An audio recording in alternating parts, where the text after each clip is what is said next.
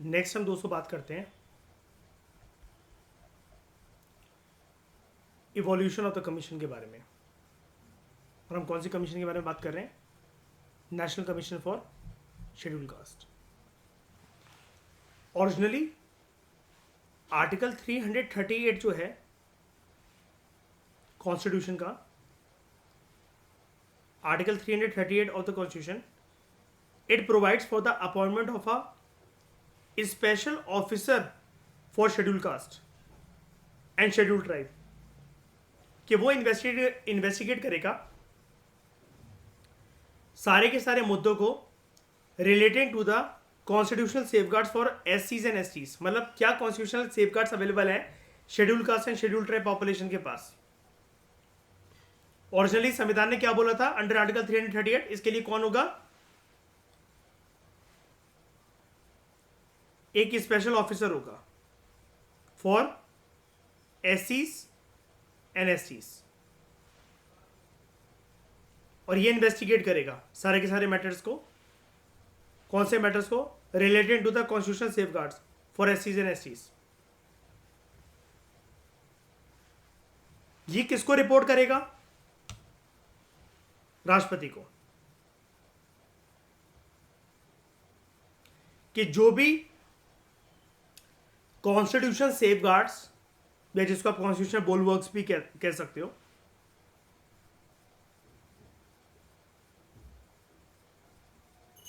जो अवेलेबल है ये एससी और एसटीज के लिए, वो कैसे वर्क कर रहे हैं, ठीक है, उनके ऊपर रिपोर्ट कर सकता है ये स्पेशल ऑफिसर। तो कॉन्स्टिट्यूशनल सेफगार्ड्स क्या अवेलेबल है एससी एंड एसटीज के पास, इसको हम देखेंगे बाद के चैप्टर्स में। तो he was designated as the commissioner for एससीज and STs and assigned the set duty. कौन से आर्टिकल से इसको पावर मिलती थी? यही ऑफिसर नियुक्त कैसे, कौन से आर्टिकल के तहत करा जाता था? आर्टिकल 338। लेकिन अभी आपने ऐसा कोई ऑफिसर सुना है जो कि प्रेसिडेंट को रिपोर्ट करता हो, स्पेशल ऑफिसर फॉर एससीज एंड एसटीज?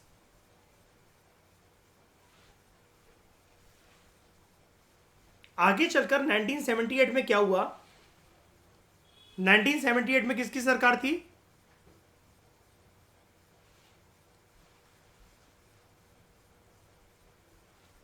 जनता पार्टी, है ना। 1978 में जो जनता पार्टी की जो सरकार थी, हेडेड बाय श्री मोरारजी देसाई जी, तो 1978 में the government through a resolution, government setup a non statutory multi member commission. Non statutory का मतलब क्या है? क्या पार्लियामेंट के किसी एक्ट की मदद से नहीं, मल्टी मेंबर कमीशन फॉर एससीज and STs. The office of commissioner for एससीज and STs also continue to exist. सरकार ने प्रीवियस ऑफिस को अबॉलिश नहीं करा। The office of the commissioner, special officer को बोले जा रहे हैं, he was designated as the commissioner for एससीज एंड एसटीज, इसको अबॉलिश नहीं करा, लेकिन एक नई बॉडी का गठन कर दिया। कैसे? गवर्नमेंट रेजोल्यूशन के थ्रू। तो गवर्नमेंट रेजोल्यूशन के थ्रू कर रहा, क्या पार्लियामेंट की एक्ट की मदद से हुआ? नहीं। तो आप इसको क्या कहोगे? Non statutory body but multi member commission for एससीज एंड एसटीज। 1987 में 1987 में the government through another resolution modified the functions of the commission and renamed it as national commission for एससीज एंड एसटीज। आपको बताया जा रहा है कि धीरे धीरे कर ये सिर्फ इकलौता नाम इसका कैसे आएगा, नेशनल कमीशन फॉर एससीज का। आपने ये तो यहां पर शुरू में जान लिया। ये आपको पूरी कहानी बताई जा रही है यहां पर कि संविधान ने ओरिजिनली आर्टिकल 338 लिखा था, ओके, जिसके तहत पहले एक ऑफिसर हुआ करता था जिसका नाम था स्पेशल ऑफिसर फॉर एससीज एंड एसटीज।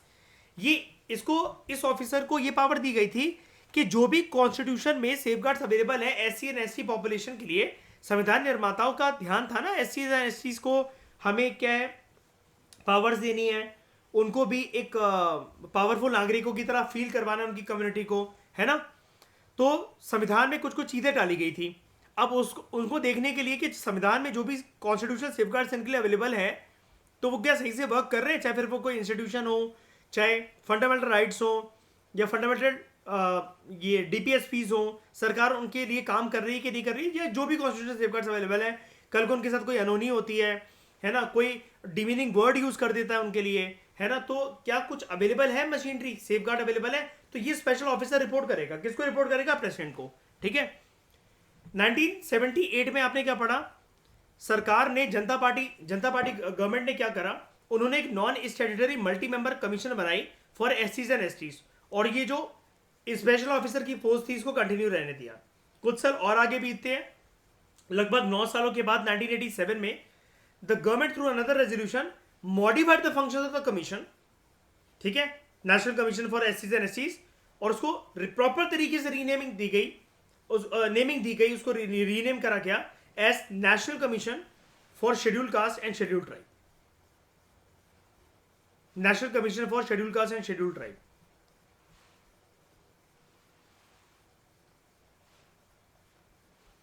It was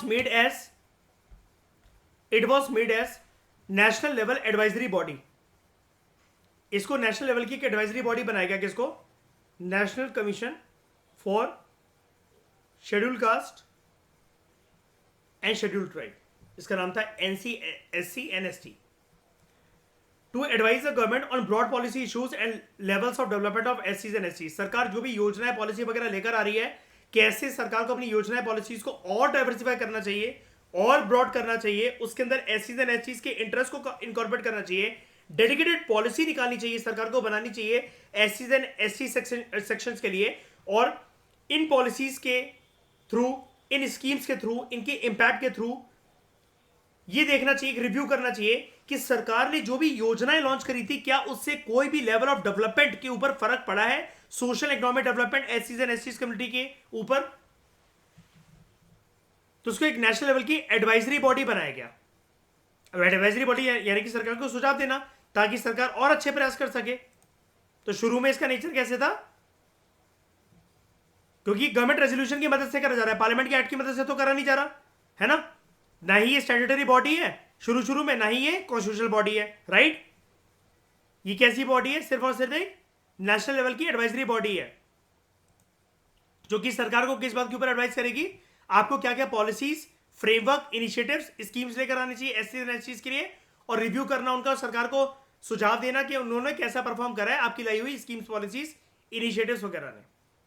बाद में फाइनली हमारे संविधान में एक 65th कॉन्स्टिट्यूशनल अमेंडमेंट एक्ट 1990 में इंट्रोड्यूस करा जाता है।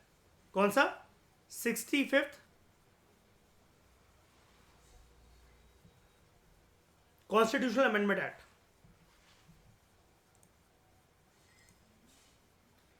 This act came into force on 12th March 1992। 12th March 1992, sorry 12 मार्च 1992 को। तो 65th constitutional amendment act of 1990 it provided for the establishment of high level multi member national commission for एससीज and STs in place of a single special officer for एससीज and ST. अभी तक एक ही बनता तो है ना स्पेशल ऑफिसर। ये बोला गया, देखो ये पर्सन अकेला रिपोर्ट नहीं कर सकता प्रेसिडेंट को, इसकी रिपोर्ट में कुछ ना कुछ एक लिमिटेशन हो सकती है जेन्युइन तरीके से रिपोर्ट करने में एससीज एंड एसटीज की कंडीशन के ऊपर। तो 65th constitutional amendment act of 1990 it provided for the establishment of a high level multi member national commission for एससीज and STs in place of a single special officer for एससीज and STs. अब ये जो constitutional body है, it replaced the commissioner for SCs and STs as well as the commission which was set up under the regulation of 1987। यानी कि जो यहां पर नेशनल कमीशन फॉर एससीज एंड एसटीज सेटअप हुई थी थ्रू गवर्नमेंट रेजोल्यूशन, इसको एबॉलिश कर दिया गया, और ये जो स्पेशल ऑफिसर था इसकी पोस्ट को एबॉलिश कर दिया गया। अब इसको क्या दर्जा दिया गया?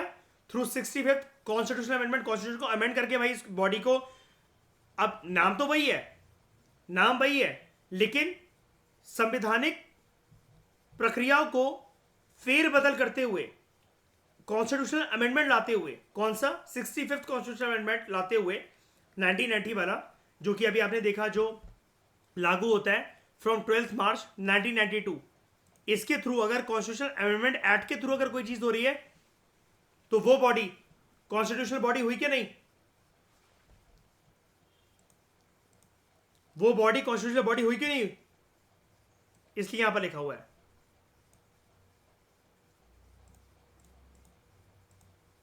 यही मिल गया था, हाँ 1990 में मिल गया था, इंप्लीमेंट वो हुआ 1992 से, 12 मार्च 1992 से। ओके, इस कॉन्स्टिट्यूशनल बॉडी ने कमिश्नर जो था एससी एंड एसटी का उसको रिप्लेस कर दिया, as well as government resolution के थ्रू जो ये सेम कमीशन बनी थी, national commission for SC and ST को भी रिप्लेस कर दिया गया। डिफरेंस क्या था? ये एक गवर्नमेंट रेजोल्यूशन के थ्रू बनाई गई नॉन स्टैट्यूटरी बॉडी थी, ठीक है, ना ही वो स्टैट्यूटरी है ना ही कॉन्स्टिट्यूशनल है। अब लेकिन क्या हो गया, कॉन्स्टिट्यूशनल बॉडी बना दिया गया इसको, ठीक है।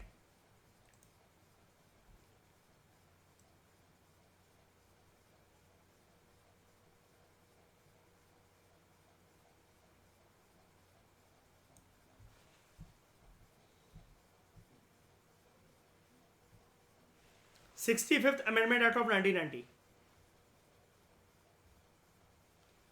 It provided for the establishment of multi-member National Commission for SCs and STs in place of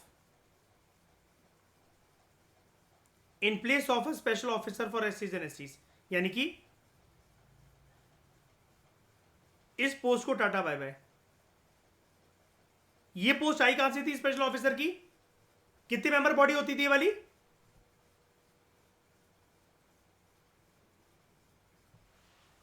एक ही था ये बंदा। ये कहां से आई थी post?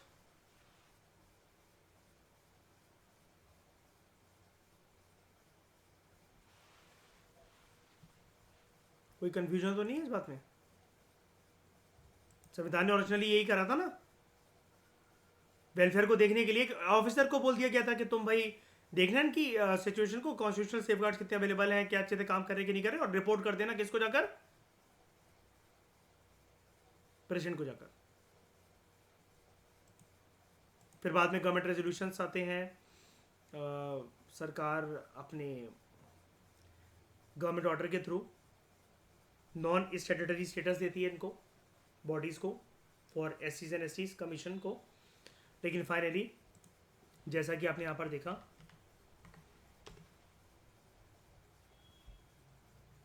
Sixty-fifth amendment constitutional amendment act 1990 क्या करता है, इसको कॉन्स्टिट्यूशनल बॉडी बनाता है, national commission for schedule caste and schedule tribe को, और किसको अबॉलिश कर देता है?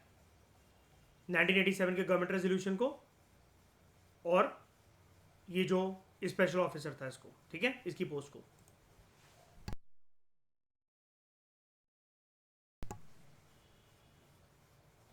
अब यहां तक बातें ठीक थी सब कुछ। अभी तक आपने क्या सीखा?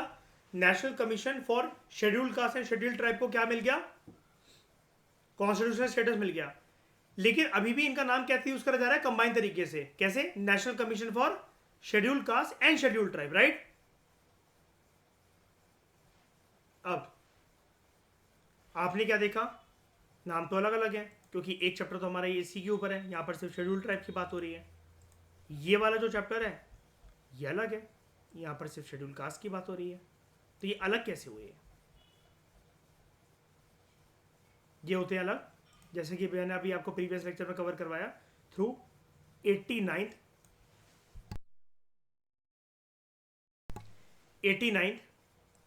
कॉन्स्टिट्यूशनल अमेंडमेंट एक्ट ऑफ 2003 दिखाया था ना अभी आपको प्रीवियस लेक्चर में मैंने, यहां पर जाकर Article 338A is contained in Part 16 entitled as a special provision related to certain classes. This article was inserted by 89th Constitutional Amendment Act of 2003, जिसने बाइफर्केट कर दिया था national commission for schedule caste and schedule tribe को, sorry national commission for schedule caste and schedule tribe, जो कि एक single body थी, into two bodies. National commission for schedule caste अलग body, national commission for schedule tribe अलग body. Clear है?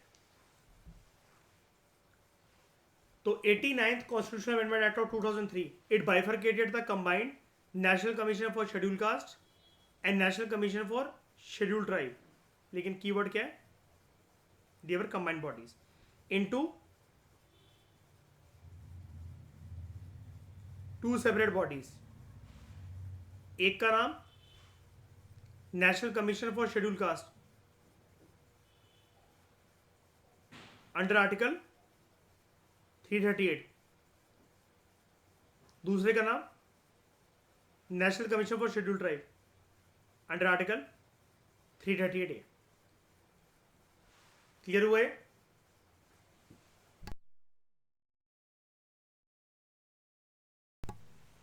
Clear है? ये जो दूसरी बॉडी अलग से बनाई गई, national commission for schedule cast, मतलब ये जब अलग हो गई शेड्यूल ट्राइब से, sorry, the separate national commission for schedule cast, it came into existence in 2004. It consist of a chairperson, a vice chairperson and 3 other members. They are appointed by the president by warrant under his hand and seal, and their condition of service and tenure of office they are also determined by the president. आपने national commission for backward classes के case में ये same चीज सुनी थी मुझसे previous lecture में जब हम इसको एंड कर रहे थे. और यहाँ पर condition of service national commission for backward classes की कितनी थी? टर्म ऑफ ऑफिस रूल्स के अंदर जो प्रेसिडेंट ने बना रखे हैं 3 साल. ठीक है, इसको चेक करते हैं. तो under the rules they hold office for a term of 3 years. सही है, सेम है.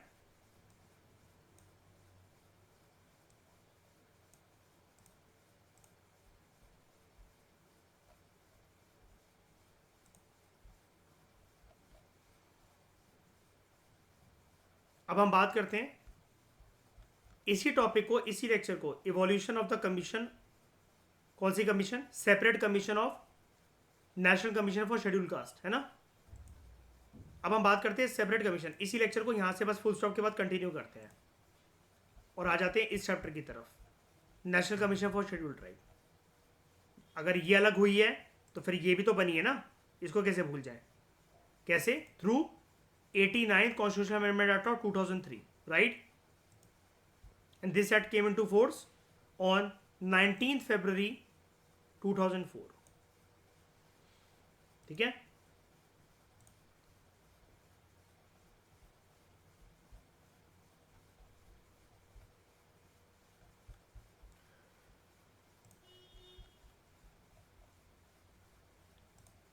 बात करते हैं इसकी, separate commission for schedule tribe.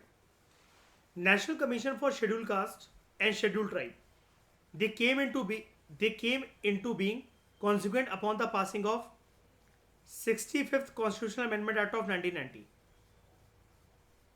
यानी कि कंबाइंड कमीशन की पहले यहां पर आपसे बात हो रही है, जिसका कॉमन नाम क्या था? नेशनल कमीशन फॉर एससीज एंड एसटीज. ठीक है. And this act came into force on 12th March 1992. इस कमीशन को, ये जो कमीशन थी नेशनल कमीशन फॉर एससीज and STs, it was established under article 338 of the constitution with the objective of monitoring all the safeguards provided for SCs and STs under the constitution and other laws. लेकिन अभी तक इसका nature क्या चल रहा है आपके डिस्कशन में? यहाँ पर कंबाइंड बॉडी के तौर पर. तो कॉन्स्टिट्यूशन सेफगार्ड जो SCs और STs के लिए अवेलेबल है, जैसे कि हमने पहले भी देखा चैप्टर नंबर 68 में, हम लोग उसको पढ़ेंगे. जोग्राफिकली और कल्चरली ये माना गया कि जो ये शेड्यूल ट्राइब्स हैं ये अलग हैं शेड्यूल कास्ट से. इनकी जो परेशानियां हैं, दिक्कतें हैं, जो दुविधाएं हैं, they are also different from those of schedule caste. 1999 में एक नई मिनिस्ट्री का गठन करा गया, ministry of tribal affairs. It was created to provide a sharp focus to the welfare and development of schedule tribes.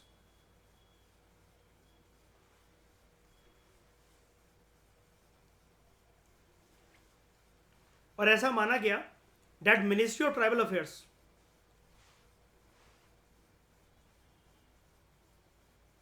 ये नई मिनिस्ट्री जो बनाई गई थी, ministry of tribal affairs, it should coordinate all the activities related to schedule tribes. It should coordinate all the activities related to scheduled tribe as it would not be administratively feasible for the Ministry of Social Justice and Empowerment to perform this role. पहले combined role SCs and STs के empowerment का, उनके welfare का, उनकी promotion का कौन देखता था? Ministry of Social Justice and Empowerment. Ministry of Tribal Affairs को जब से क्या कहते हैं उसको establish करा गया था, तब से ट्राइबल्स की वेलफेयर देखने का काम किसके पास चला गया था? मिनिस्ट्री ऑफ ट्राइबल अफेयर्स के पास. ठीक है. और एससीज की वेलफेयर को कौन देखेगा? Ministry of social justice and empowerment. तो ministry of social justice and empowerment it coordinates all the activities related to schedule caste. और शेड्यूल ट्राइब की अब प्रॉब्लम्स को, उनके एम्पावरमेंट को कौन संभालेगा? Ministry of tribal affairs. तो अब इंटेंशन समझ गए आप. तो hence in order to safeguard the interest of schedule tribes more effectively, it was proposed to set up a separate National Commission for Scheduled Tribes by bifurcating the existing combined, जो अभी तक एक ही थी, National Commission for Scheduled Caste and Scheduled Tribe. और ये कैसे करा गया? Through 89th Constitutional Amendment Act of 2003. Difference आप जानते ही हो. जो 65th अमेंडमेंट एक्ट है, जो 65th अमेंडमेंट एक्ट है वो क्या है? उसकी वजह से संवैधानिक स्टेटस मिला था national commission for schedule caste and schedule tribe को, लेकिन उनका नाम कंबाइंड तरीके से यूज करा जाता था. जो संवैधानिक स्टेटस भी रहे और नाम में बाइफर्केशन हो जाए, दो सेपरेट बॉडीज बन जाए, national commission for schedule caste and national commission for schedule tribe. ये किसकी मदद से करा गया? 89th constitution amendment act of 2003 की मदद से. And the act came into force on 19 February 2004. This act further amended Article 338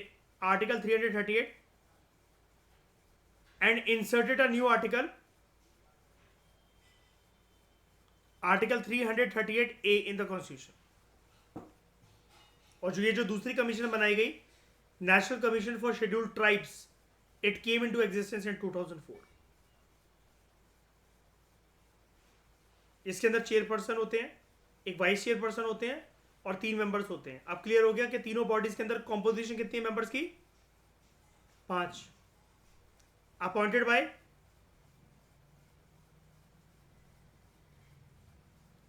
यही डिटरमाइन करते हैं इनकी service, tenure, conditions, service conditions. तो they are appointed by the president by warrant under his head and seal. Their conditions of service and tenure of office, they are also determined by the president. तो अभी आपने इस chapter के case में देखा था, यहां पर प्रेसिडेंट ने कितनी सर्विस कंडीशंस कर रखी हैं? यहां पर आपने देखा था national commission for schedule cast में कितने साल.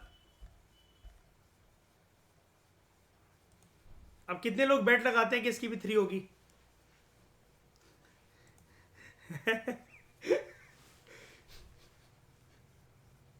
है, सब कुछ लगा रहा था, सोच लो. ठीक है. 3, 2, 1. तो under the rules they hold office for a term of 3 years. Shreya, portfolio double.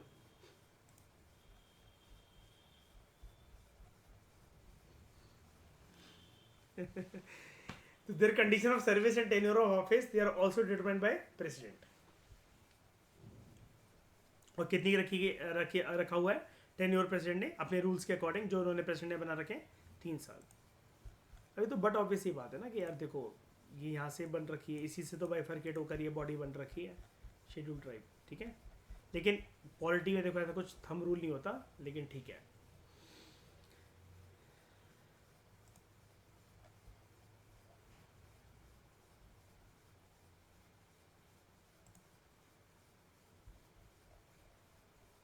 Evolutionary status भी समझ में आया?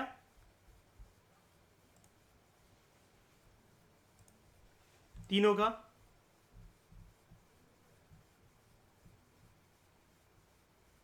बताओ.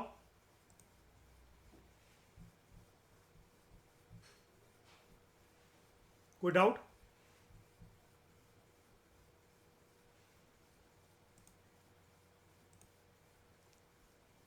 कोई डाउट है? हाँ बोल के दिखाना चाह रहे, हिम्मत है किसी में तो इस डिस्कशन में फिलहाल इतना ही। Thank you very much for discussion.